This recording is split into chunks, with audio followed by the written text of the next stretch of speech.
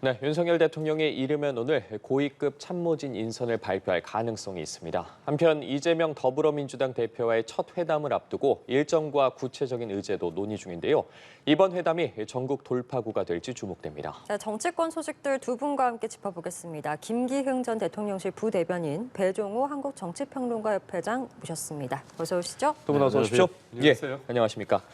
자, 4.10 총선 이후에 국무총리와 대통령 참모진이 사의를 표명하고 네.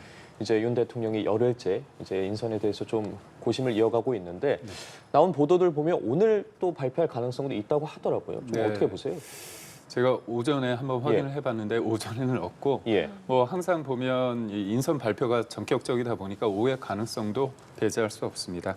그래서 아무래도 시점도 중요할 거고 누가 인선의 대상이 되느냐도 궁금할 텐데 우선 지금 언급되는 분들을 좀 찾아보면 비서실장으로 이정현 전 새누리당 대표, 그다음에 예. 정진석 전 의원 언급이 되고 기존에 언급됐던 분들도 여전히 유효하다고 알려져 있습니다. 뭐 원희룡 전 장관도 그렇고요. 그다음에 또 무엇보다도 장제원 전 의원도 마찬가지고요. 그리고 지금 정무수석 야당과의 관계가 중요하기 때문에 정무수석의 급을 좀 높여야 되는 거 아니냐. 그리고 정무수석실의 어떤 기능도 권한도 좀 더 높여야 되는 거 아니냐. 그래서 제가 알기로는 시민 사회수석 통합해야 되는 거 아니냐 그런 얘기도 조금 얘기가 나왔던 것으로 알고 있습니다. 그래서 정무수석 같은 경우는 지금 김손동 전 의원, 그다음에 신지호 전 의원, 그리고 박민식 전 의원 등이 있는데 박민식 전 의원 같은 경우는 최근까지는 또 보훈부 장관을 했는데요.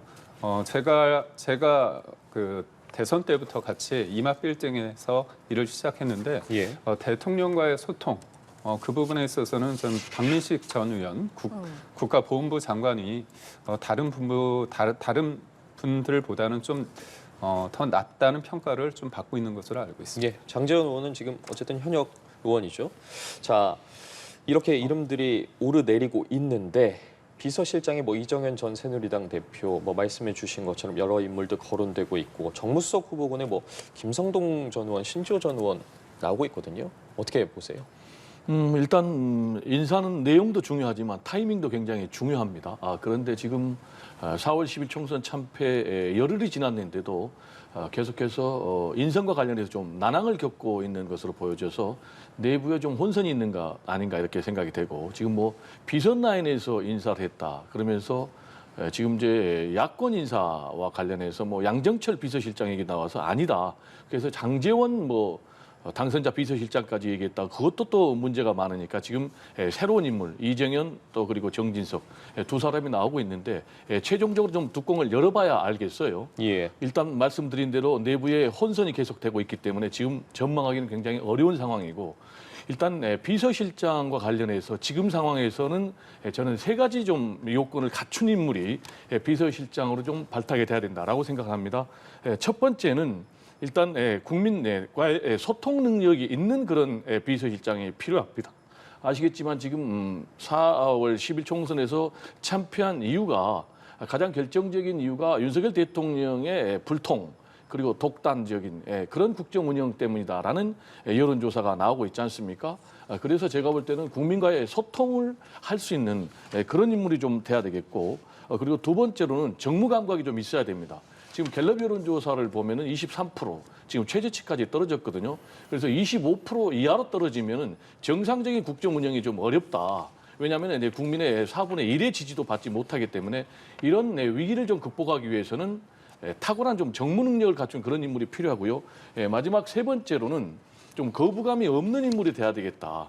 지금 뭐 장제원 전 의원 같은 경우는 여권 내부에서도 거부감이 있지만은 국민들의 입장에서는 원조 윤핵관을 또 쓰느냐, 또 그 인물에 또 그 밥에 그 나물이냐 이런 이제 국민적인 거부감이 있고 또 야권에서도 좀 거부감이 없는 그런 인물 이 세 가지가 좀 필요하고요. 정무수석과 관련해서도 굉장히 지금 중요한 상황입니다. 정무수석과 관련해서는 제가 한 가지 좀 강조하고 싶은 것은 당연히 야권과의 소통 능력이 중요하지만은 좀 중량감 있는 그런 인물이 필요하다. 이 얘기는 무슨 얘기냐면 대통령의 꼭두각시가 아니라 의전용 그런 정무수석이 아니고 대통령에게도 야당의 어떤 그 의사를 중량감 있게 무게감 있게 전달할 수 있는 예. 그런 정무수석이 필요한 것 아닌가 이런 말씀을 좀 강조를 하고 싶습니다. 예. 국무총리 관련해서 좀 짧게 여쭤볼게요. 아무래도 국회 네. 인준이 필요하기 때문에 야당의 동의가 좀 필수적인 상황이지 맞습니다. 않습니까? 좀 이재명 대표와 어쨌든 영수회담이 성사가 됐는데 그 네. 이후에나 좀 결정이 될 거라고 보십니까? 저는 그렇다고 봅니다. 아무래도 영수회담에 사람들이 많은 기대를 거는 건 첫 번째는 만남 자체의 의미가 있고요. 두 번째는 실제로 만나서 어떤 얘기를 하느냐인데 그거는 가장 중요한 게 정치의 복원, 협치라고 봅니다. 그렇다면 현실적으로 총리와 비서실장에 있어서 가장 중요한 두 축이라고 할 수 있는데 말씀하신 앵커께서 말씀하신 대로 국무총리는 국회 비준을 인준을 받아야 되지 않습니까? 현실적인 면이 있고요. 저는 그 속에서 지금 우리 그 협회장께서는 그 좀 늦었다는 부분을 지적을 해주셨는데 저는 국무총리도 대통령실에서 신속보다는 신중해야 되는 논리가 있는데 저는 좀 더 적극적으로 좀 해석을 한다면 비서실장도 뭐 야당의 얘기를 해서 그쪽에 허락을 받는 건 아니지만 총리와 비서실장은 또 일정 부분 동떨어져 있는 건 아니거든요. 그렇기 때문에 국무총리를 누가 하느냐에 따라서 비서실장도 또 다를 수 있고요. 그렇기 때문에 저는 충분히 영수회담 이후로 이 비서실장 인선도 늦어질 수 있다. 저는 그렇게 보고 있습니다. 알겠습니다. 자연스럽게 영수회담 이야기도 좀 해보겠습니다. 이제 어렵사리 조만간 첫 회담이 열리면서 의제에도 관심이 쏠리고 있는데 역시 논의 테이블에는 민생 현안이 오를 것이라는 전망이 가장 높은 것 같습니다. 좀 어떤 내용들이 이번에 좀 논의되리라고 보시는지도 궁금합니다. 네, 말씀하신 대로 가장 중요한 것은 민생인 것 같아요. 지금 아시겠지만은 민생 경제가 굉장히 어렵잖아요. 고금리에 또 고물가의 고유가 때문에 지금 서민들이 살 수가 없어요. 서민 경제가 뭐 IMF 외환위기 이후에 지금 최악이라고 하고 있지 않습니까? 이런 상황에서 지금 이재명 대표가 이번에 영수회담이든 뭐 명칭은 뭐 1대1 단독회담이든 반드시 이 민생회복지원금 그러니까 국민 1인당 25만 원씩을 지원한다. 총 한 13조가 지금 소요될 것으로 보여지는데 이게 이제 민생만 도와주는 것이 아니고 지금 경기가 굉장히 침체이기 때문에 경기 부양에도 도움이 된다.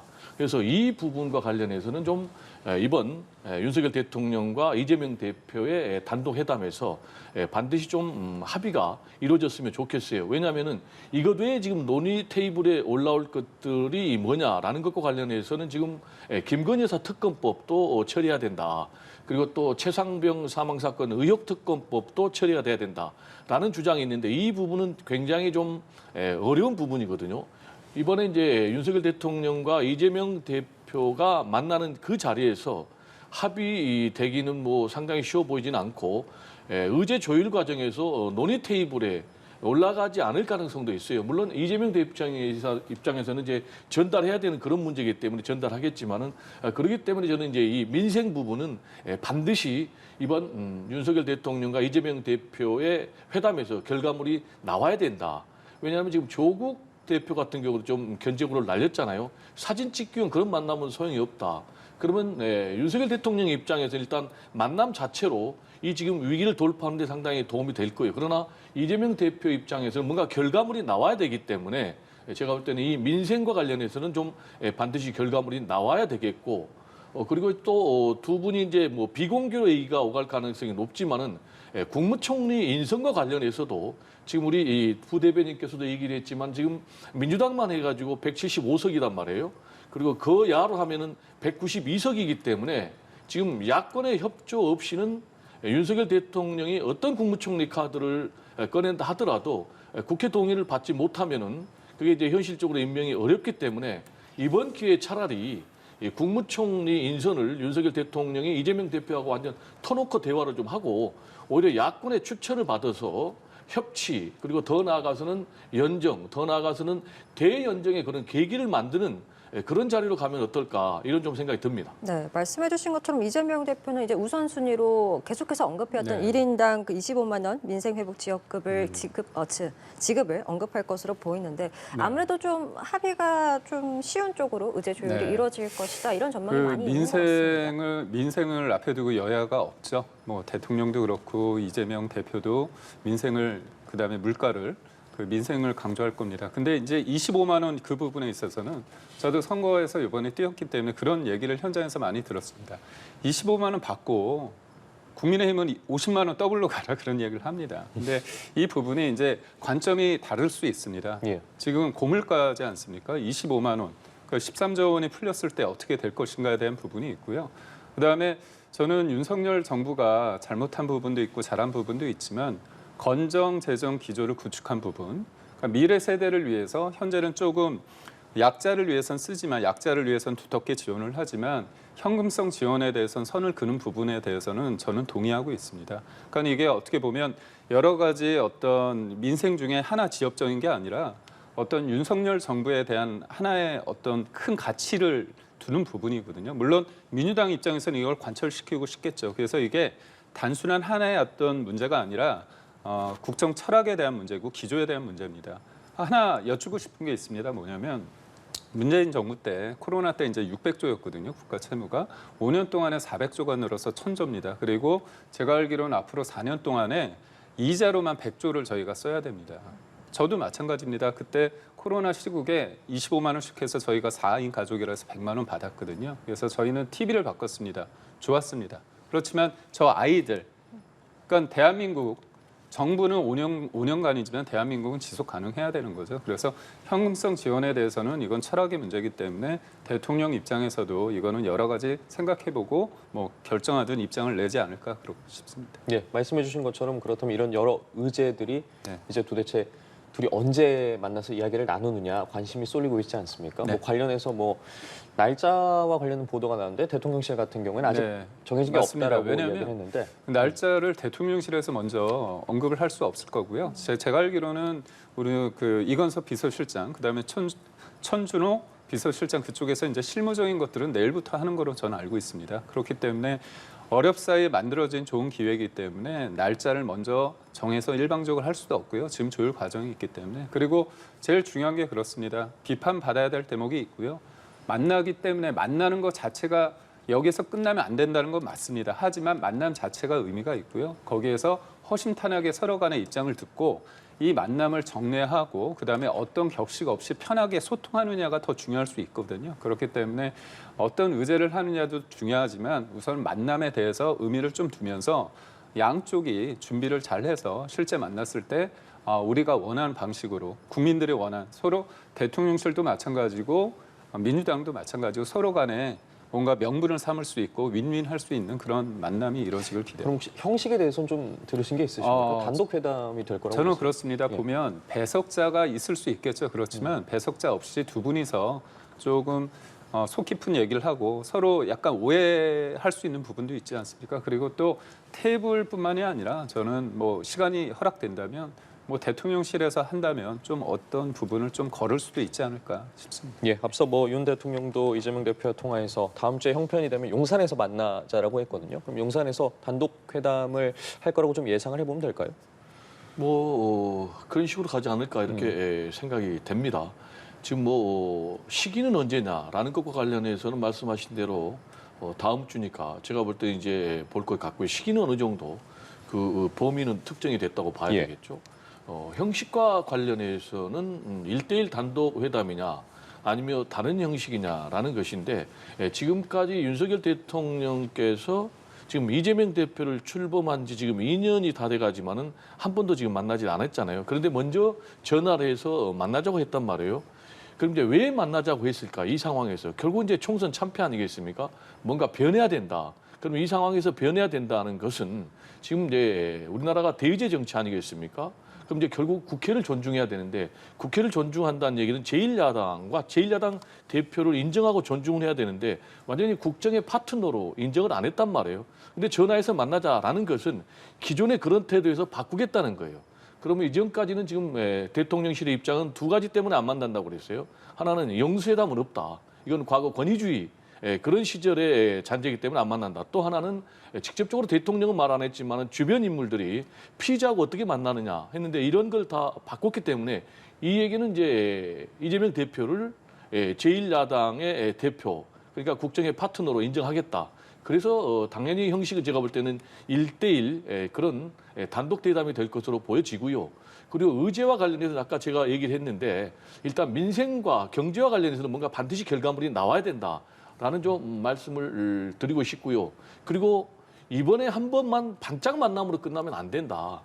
지금까지 정치가 완전히 실종이 됐잖아요. 정치가 실종된 것은 가장 큰 책임은 윤석열 대통령에게 있습니다. 말씀드린 대로 제1야당 대표를 국정의 파트너로 인정을 안 했기 때문에 그래서 제가 이 말씀을 드린 이유는 이번에 한 번 만남으로 끝나는 것이 아니고 자꾸 만나야 된다. 그리고 자꾸 만나서 국정을 논의하고 또 협의돼야 된다.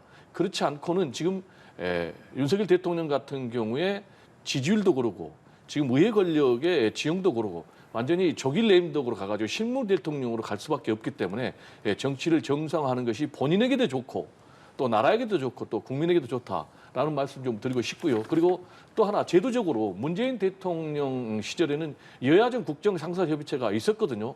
물론 안타까운 것은 그게 제도적으로 계속 가동이 좀 안 됐는데 지금 윤석열 대통령 시절에 와서는 이게 한 번도 가동이 안 됐거든요. 그래서 저는 이재명 대표와의 1대1 단독 면담 플러스 이 여야정 국정상설협의체를 좀 정식으로 가동을 좀 할 필요가 있다. 그리고 정례화시킬 필요가 있다라는 좀 얘기를 드리고 싶습니다. 네, 앞서 말씀하시면서 이제 언급해주신 내용 중에 그 의제 관련해서 민주당에서는 또 최상병 특검법도 계속해서 거론을 하고 있는 상황이고 조국 혁신단 역시 형식적인 만남에 그쳐서 안 된다는 내용이 아무튼 그 내용인 것 같은데 지금 야권에서 추진하고 있는 여러 특검법들이 과연 논의가 될 것인가? 그 부분 역시도 많은 관심이 좀 모아지는 것 같습니다.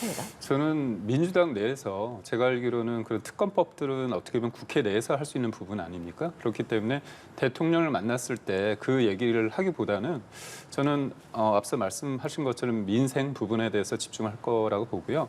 지금 정부가 그제죠. 그래서 그 정부가 이제 의대 정원 2,000명 관련해서 고집하지 않고 국립대에서 학교에서 50에서 100% 인원을 자율 조정하게끔 어떻게 보면 국립대에서 의견을 개진했습니다. 예. 그렇기 때문에 그 부분에 있어서 지금 많은 국민들이 피로감을 느끼고 있거든요. 그러니까 의대 정원을 늘려야 된다는 데에는 많은 분들이 공감하고 있지만 지금 상황에 있어서 이 피로감이 있기 때문에 이 부분을 해결해야 된다고 보고 있습니다. 그래서 지금 영수회담 중에서 잘된 케이스가 있습니다. 김대중 전 대통령 시절에 이회창 그 총재를 만났을 때 그때는 의학 분업 관련해 가지고 약사법 개정안이 있었거든요. 그 부분이 영수회담을 통해서 도출이 됐습니다. 그러니까 이번 것도 저는 대통령도 그렇고 야당 대표도 마찬가지고 국민의 생명을 우선시하는 데 있어서는 여야가 따로 없지 않습니까? 그런 의미에서 저는 의대 정원 부분 문제에 있어서 국회가 정부에서 입장 변화가 있기 때문에 야당도 이 입장 변화에 대해서 어떻게 볼지. 근데 지금 뭐 안타까운 것은 의료계 입장에서는 자기는 이 전면 백지화한 부분에서 여전히 강경한 태도를 보이고 있거든요. 그렇다면 야당에서 그러니까 이번에 의석수를 많이 해서 국회 지형이 야당에 쏠렸는데 그만큼의 책임을 부여받은 겁니다. 그렇기 때문에 단순히 정부 여당을 비판하는 측면이 아니라 권한을 가진 권력을 가진 야당 대표로서 이 의대 정원 문제 이 부분에 대해서 중재자 역할을 하면서 정부가 한 발 양보했기 때문에 그 부분에 대해서 어떻게 의료계를 설득할 수 있을까 이 부분에 대해서 뭔가 중지가 모아진다면 저는 여러 가지 현안 중에서 이 부분에 대한 기대도 국민적 기대도 크기 때문에 이 부분의 어떤 부분에 대해서 뭔가 매듭을 짓는다면 굉장히 큰 영수회담 결과에 도달하지 않을까 싶습니다. 제가 잠깐 첨언을 하면요. 우리 부대변인께서 야당도 좀 역할을 하고 좀 책임감을 가져라. 의대 정원 증원과 관련해서 그건 굉장히 제가 동의를 하고요. 근데 그러려면 일단 윤석열 대통령이 국정운영 방식을 좀 바꿔야 돼요. 의대 정원 증원과 관련해서 윤석열 대통령이 지금 구체적인 정원 규모까지 일방적으로 지금 발표를 하면서 지금 의료계에서 강력하게 반발하면서 지금 계속해서 악순환이 되고 있지 않습니까? 그런데 이걸 이제 해법과 관련해서 지금 야당의 참여를 뺐고 시민사회단체를 뺐거든요. 그래서 이재명 대표는 이 문제와 관련해서 좀 야당도 참여하게 해달라. 그리고 시민사회단체도 좀 참여하게 해달라. 그런 협의체를 만들자 이렇게 요구를 하고 있거든요. 그래서 부대변인 말씀에 전적으로 공감하고 이번 윤석열 대통령과 이재명 대표가 만나면 전 국민이 참여할 수 있는 그리고 또 야당도 참여할 수 있는 그런 협의체를 통해서 이 의대 정원 증원 문제가 좀 해결됐으면 좋겠습니다. 네, 확실히 총선 이후에 이 정부의 입장이 좀 달라진 것들이 있다 보니 이런 부분들이 과연 앞으로 이제 국정 쇄신에 있어서 어떤 영향을 끼칠지 주목이 되는데 글쎄요, 윤석열 대통령의 어떤 지지율에도 좀 영향을 주리라고 보십니까? 어떻게 예상하십니까? 당연히 지지율에 영향을 주겠죠. 지금 지지율 하락의 원인을 보면은 갤럽입니다. 크게 보면은 일단 가장 큰 문제가 경제와 민생, 물가 이게 이제 18%로 가장 높고요. 두 번째가 소통이 미흡했다가 17%. 그리고 독단적이다, 일반적이다 이게 이제 10% 나왔거든요. 그리고 의대 정원 확대 문제도 5%가 나왔는데 소통 미흡이라든지 독단적, 일방적 국정 운영이라든지 또는 의대 정원 증원 문제라든지 이게 다 결국은 국민 소통과 관련되거든요. 이걸 다 합해 보니까 32%나 되거든요. 결국 소통이 문제라는 거예요. 그러면 이제 소통과 관련해서 아까도 제가 말씀드렸듯이 제1야당 대표도 안 만났거든요. 그런데 지금 이번에 윤석열 대통령께서 만난다면은 제가 볼 때는 이제 당연히 여론의 지지율이 좀 상승으로 반전될 가능성이 높고요. 그런데 이제 문제는 윤석열 대통령이 이번에 이재명 대표하고 만난다고 하면 그 만남의 의미와 내용이 굉장히 중요한데 그 만남이 결국은 현재 어려운 상황을 피하고 보자, 소나기 피하고 보자 라는 그런 식의 만남이면은 오히려 앞으로 제가 볼 때는 반짝 반등했다가 지지율이 더 하락한다. 그래서 아까도 말씀드렸듯이 이번 한 번의 만남으로 끝나는 것이 아니고 정말 좀 진정성을 가지고 제1야당과 제1야당 대표를 인정하는 국정의 파트너로 존중하는 그런 만남이 되고 또 계속 만나야 된다. 라는 얘기를 드리고 싶고요. 그래야만이 지지율이 반등을 하는 거죠. 왜냐? 국민들이 원하는 것이 그런 것이기 때문에요. 그리고 또 아까도 제가 말씀드렸지만은 국무총리 같은 경우도요. 지금 윤석열 대통령의 의사대로 일방 반영이 될 수 없어요. 그래서 오히려 야당의 좀 추천을 받는 그래서 좀 책임 총리제로 가는 그런 모습을 통해야만이 진정으로 국민들이 아하 윤석열 대통령이 정말로 변하고 있구나. 라고 생각하고 지지율이 올라가지 그렇지 않다면은 현재 위기 상황에 있는 지지율이 반전되기는 좀 어렵다라는 얘기를 좀 드리고 싶습니다. 예, 알겠습니다. 이번엔 좀 여야 각당 상황 좀 살펴보도록 하겠습니다. 현재 국민의힘 같은 경우에는 수도권 의원들 중심으로 좀 전당대회 룰을 개정해야 된다 네. 이런 목소리 나오고 있지 않습니까? 어떻게 보고 계세요? 그건 지난주 금요일이죠. 이틀 전에 그 원외 조직위원장, 그러니까 이번 선거에서 낙선한 조직위원장들 모임이 있었습니다. 그때 윤재영 원내 대표, 그다음 권한대행, 대표 권한대행도 참석을 했는데 그때 여러 가지 의견이 있었습니다. 그래서 말씀하신 것처럼 전대 룰에 대한 변화를 요구하는 분들도 있었고요. 혁신의 성격이 이제 비대위의 성격을 혁신으로 가느냐 아니면 관리의 실무로 가느냐에 따라서 만약에 혁신으로 간다면 어떤 큰 폭의 변화를 위해서 전당대회가 늦춰질 수밖에 없는 상황이고요.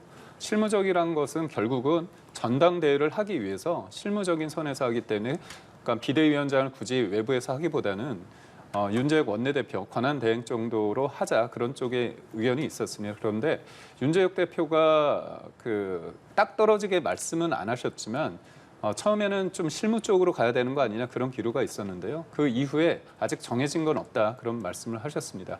근데 이제 제일 중요한 게 뭐냐면 이번 총선에 대해서 어떻게 평가를 하느냐 부분 아닙니까? 그때 그 자리에서 많은 분들이 얘기하는 게 영남당이라는 그런 비판도 좀 많이 하시면서 전국당으로 가야 된다. 그렇다면 지금 국민의힘의 당선인들의 분포를 보면 영남에 치우쳐 있기 때문에 원외의 목소리를 좀 많이 들어야 된다. 그렇기 때문에 수도권 사람들이 원외에 있고 그렇다면 이쪽에 있는 분들은 당원의 비중이 상대적으로 영남보다는 적기 때문에 그렇다면 룰 세팅에 있어서도 지금은 100% 당원이지만 7대 3이나 5대 5까지 좀 변화해야 되지 않느냐 그런 목소리를 내고 있습니다.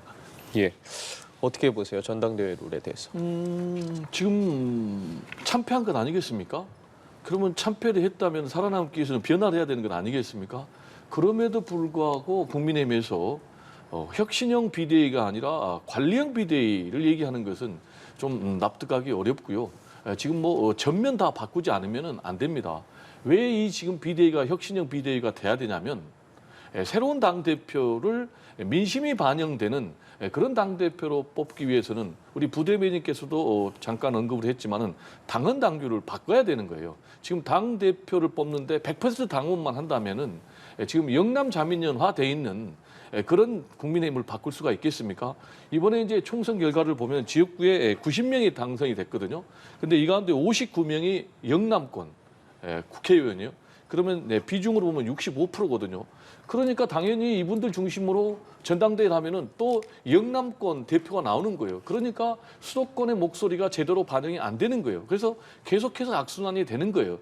따라서 저는 말씀에 공감을 하면서 지금 뭐 예. 7대3 내지는 5대5로 당헌 당규를 바꿔서 수도권 당대표가 반드시 나와야만이 영남 자민련화되고 있는 국민의힘을 위기에서 바꿀 수 있다. 참고로 지금 이준석 개혁신당에서 전대 룰을 차별화하는 그런 룰을 만들었는데 어떤 결과가 나왔냐면 당원 50%, 그리고 국민 25%, 그리고 대학생과 언론인 25% 이렇게 반영하겠다고 했거든요.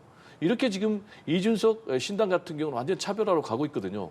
그런데 계속해서 국민의힘이 변화를 거부한다면은 결국 더 큰 국민의 심판에 직면할 수밖에 없다라는 좀 우려를 드리고 싶습니다. 하나 제가 좀 예. 예. 예. 그러니까 이런 의견도 있습니다. 뭐냐면 지금 비대위가 좀 많이 있지 않았습니까? 보면 비대위가 주호영 비대위도 있었고 정진석 비대위도 있었고 한동훈 비대위도 있었는데 이 비대위를 계속하는 게 과연 맞느냐의 그런 피로감도 있고요. 이거에 대한 의문 보호도 이렇게 의문점도 내세우는 분들도 있습니다. 그렇기 때문에 혁신이 비대를 통해서 혁신하고 뭔가 쇄신하는 모습도 있지만 빨리 조기 전당대를 통해서 그런 전대의 어떤 과정 속에서도 그런 과정을 그러니까 혁신의 모습을 취할 수 있다는 그런 목소리들이 있기 때문에 제가 볼 때는 혁신위와 전대를 딱 이분법적으로 나눠서 여기에서만 쇄신의 움직임이 있고 여기에서는 없다 이렇게 볼 수는 없고요. 그리고 지금 국민의힘을 지지하는 사람들 중에서 지지하는 분들 중에서 적지 않은 분들이 많이 허하고 뭔가 불안하고 그렇습니다. 그렇기 때문에 뭔가 비대위가 아니라 뭔가 뭐 당원들이 그리고 또 어떤 방식에 따라서 뭐 국민들이 참여할 수 있지만 그런 과정을 통해서 그런 과정을 통해서 만들어진 리더십에 대해서 예. 뭔가 더 존중하고 싶은 그런 기대도 있고 그런 목소리도 있다는 거를 제가 말씀드리고 싶습니다. 예, 국민의힘 새 지도 체제가 어떤 방식으로 자리 잡을지는 조금 더 저희가 지켜봐야 될 것 같고요. 한편 어제 이제 한동훈 전 국민의힘 비상대책위원장이 비대위원장 물러난 후에 첫 공개 입장을 SNS를 통해서 냈습니다. 무슨 일이 있어도 여러분을 국민을 배신하지 않을 것이다. 그러면서도 정교해지기 위한 시간을 갖고 공부하고 성찰하겠다. 이런 내용이 이제 있었는데 아무래도 향후 정치 행보에 대해서 워낙 관심이 많다 보니 네. 이 내용들이 어떤 의미인가에 대해서 많은 해석들이 나오는 것 같습니다. 네. 총선 책임을 지고 본인의 잘못으로 비롯됐다고 말씀을 드린 다음에 사의를 표명했기 때문에 많은 분들은 이번에 전대에 나오지 않을 거라 생각을 했지만 뭐 국회 의사당 앞쪽에 계속 이어지는 어떤 사람들의 어떤 지지와 그런 것들이 다 드러나지 않았습니까? 그렇기 때문에 많은 분들은 그렇습니다. 제가 앞서 말씀드린 것처럼 제가 낙선 인사를 하면서 제가 있으면서 듣는 말씀이 뭐냐면 열심히 했다 그러면서 되게 불안해하면서 뭔가 새로운 리더십이 만들어지는 것을 원하는 분들이 많습니다. 불안한 걸 되게 못 참지 않습니까? 그러니까 쇄신의 움직임도 필요하지만 그 쇄신 때문에 계속 비대위 되는 것들에 대한 부담감이 있기 때문에 결국은 강한 리더십을 가진 사람에 대한 어떤 그런 바람이 있는 것 같습니다. 그렇다 보니까 계속 여론조사나 그런 걸 봤을 때 한동훈 비대위원장이 이번에 전대에 출마했으면 좋겠다 그런 얘기가 있는데 예. 이런 사람들의 바람 그리고 언론의 그런 해석을 나름 이제 정리를 한 거죠. 어제 밤에. 그러면서 이제 본인은 요번은 아닌 것 같고 다음에 기회가 되면 등판을 할 텐데 시기적으로 한동훈 전 비대위원장이 등판할 수 있는 시기는 내년에 만약에 재보궐 선거가 있다면 자연스럽게 될 거고 그게 없다면 좀 텀을 하기가 쉽지 않을 것 같습니다. 근데 많은 분들이 예상을 했던 게 이재명 대표의 등장과 비슷하지 않을까 그런 생각을 하는 거죠. 재보궐을 통해서 하고 당대표가 됐듯이 그런 부분이 있는데 현실적으로는 지금 본인도 그렇고 좀 쉬고자 하는 부분이 있는 것 같고요. 이 표현이 좀 그렇지만 손목시계를 계속 차다가 없으면 허전하거든요. 예. 그래서 부재함으로써의 더 존재감이 더 강할 수 있습니다. 그렇기 때문에 저는 그런 또 시기를 기다리는 게 아닐까 싶습니다. 시점 어떻게 보셨습니까? 일단 한동훈 전 비대위원장이 이제 세 가지 메시지를 내놨어요. 하나는 정계 복귀에 대한 강력한 의지, 그리고 두 번째로는 시기와 관련해서 당장은 아니다. 그리고 세 번째로는 배신자라는 프레임에 대해서 나는 진정한 용기다라고 자신의 입장을 해명하는 이 세 가지를 내놨는데, 일단 뭐 지금 현재 보수 주자 중에 1위의 선호도 그런 주자이기 때문에 당연히 뭐 정치는 포기하지 않겠고 복귀를 하겠죠. 근데 시기와 관련해서는 본인이 성찰하고 공부를 해야 되겠다라는 거 하니까 이제 이번에 전당대회는 아니고, 그렇다면 말씀하신 대로 복귀할 수 있는 무대는 두 가지밖에 없어요. 재보궐선거 또는 전당대회. 그런데 지금 뭐 재보궐선거가 있을지 없을지, 그리고 거기에 또 본인이 또 투입이 될지도 불투명하고, 또 다음 전당대회까지 임기가 2년이니까 뭐 2년이 넘어야 되는 그런 상황이니까 상당히 좀 어려운 시기를 가질 것으로 보여지고요.